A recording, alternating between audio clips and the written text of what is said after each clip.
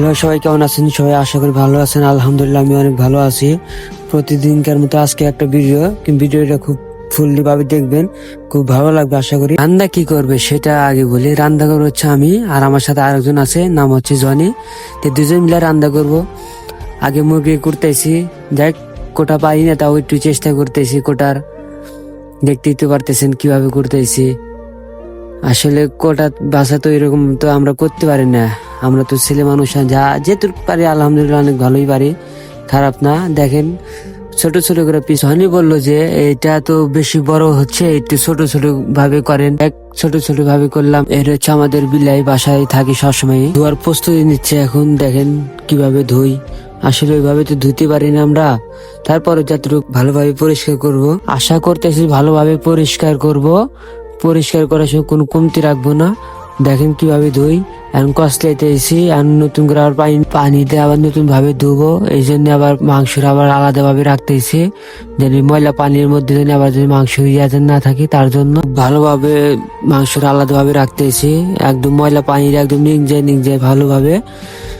দেখেন নতুন করে আবার পানি নিচ্ছে, আবার পানি একদম ফুল ভাবে নিলাম। মাংস ছেড়ে দেবো। এটা জনি দিচ্ছে এটা মাংসটা।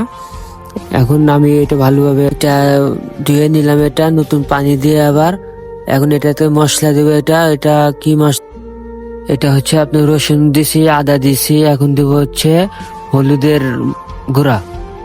হলুদের গুঁড়াটা একটু বেশি বেড়ে গেল, এখন একটু কমাতে হবে। এটা ধনিয়ার মশলা দিলাম।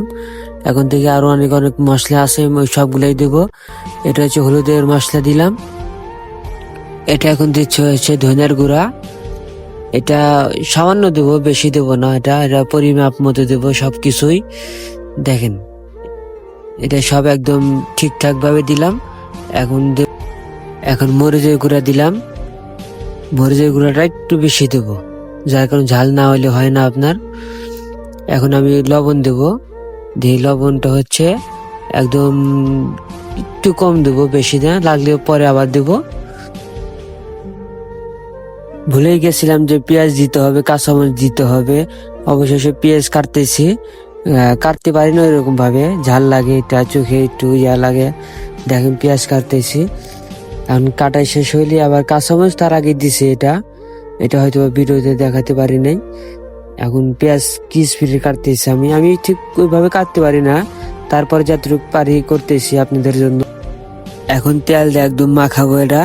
এইটাই হচ্ছে সর্বোচ্চ মেন, যে মশলা সব পরিমাণ দেওয়ার পরে এটা হচ্ছে মাখাতে হবে ভালোভাবে। এটা আমি মাখানোর শেষে এটা আমি পানি দিয়ে একদম ইয়াভাবে নিচ্ছি। সামান্য পানি দেবো, বেশি পানি দেবো না। এটা দেখেন এখন চুলা এবার তুলে দেবো। চুলার উপর তুলে দিলাম অবশেষে। এটা একটা কথা বলি, এটা হচ্ছে আমাদের গ্যাসের চুলাটা ব্যবহার করা হয় না, দেয়া, যার কারণ একটু ডিস্টার্ব আছে, একটু পাওয়ার কম। তারপরে মোটামুটি চলে। এটা এটা পাওয়ার কম। আলু দেবে এখন, এই জন্য জনি হচ্ছে আলু ছিলেছে। ওর স্ল্যান এত ধরন, এত একদম কেউ বুঝতেই পারবে না। আলু স্ল্যানের মধ্যে মধ্যে দেখতেছিলাম যে এটা আসলে তরকারি সবকিছু ঠিক আছে নাকি। মাঝে মধ্যে একটু চেক করতেছিলাম।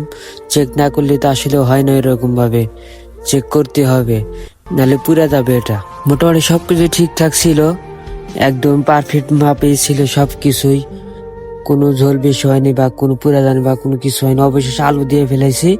আলু দেওয়ার পর এখন আবার নাড়াচাড়া করতেছি। এর মধ্যে আমরাও একটু উকি ঝুঁকি মারলাম। মারা শেষে একটু ঢাইকা এর ফাঁকে আমরাও একটু চাউল ধুয়ে নিচ্ছি, যখন ভাত তো আবার রান দিতে হবে। জনি চাউল ধুইতেছে। ও মোটামুটি সবকিছুই পারে। আর চাউল ধোয়ার থেকে একদম শেষ পর্যন্ত ওই সবকিছুই করছে।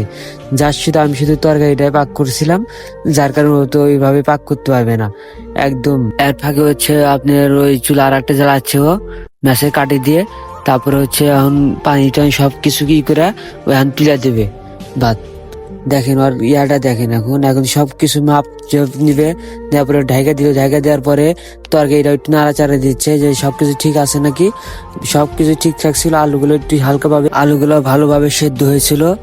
জাস্ট আজকে এইটুকু ভিডিও, পরবর্তী আরো ভালোভাবে ভিডিও নিয়ে আসবো আপনাদের সামনে। আজকে পর্যন্ত গুড বাই।